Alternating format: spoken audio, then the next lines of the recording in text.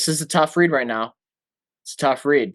And again, I'm still staying open-minded to the possibility that we could have a market environment where the dollar index is rallying due to the euro selling off, but actually the dollar is losing value against the Japanese yen. We know the Japanese yen is late in the 4-year cycle, and I will continue to pound that theme because the study showed that this year at some point we will see a 4-year cycle culminate.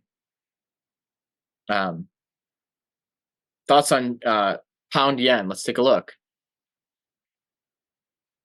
So we looked at this yesterday, Frankie, and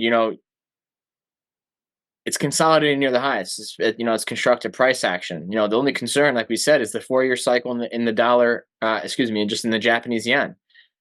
And so, in theory, you zoom out, you look at this. This looks like a bullish chart, but then you have to point out this, wide divergence here.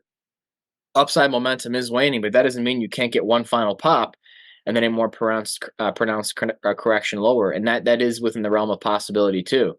We also looked at the Swiss franc against the Japanese yen too, because the Swiss franc's been the biggest leader. We made a new high yesterday, and we're seeing the strength in the Swiss franc again today. So yeah, that's the yen. If you're following the trend, which is your friend, you have to be short the yen.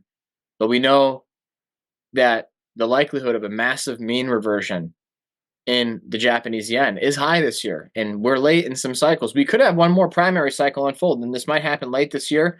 But in 2024, I'm big on the yen seeing at some point a massive appreciation. Cycle theory that I follow, so created by a gentleman named Walter Bressert years ago, and I learned it from a guy named Ray Merriman.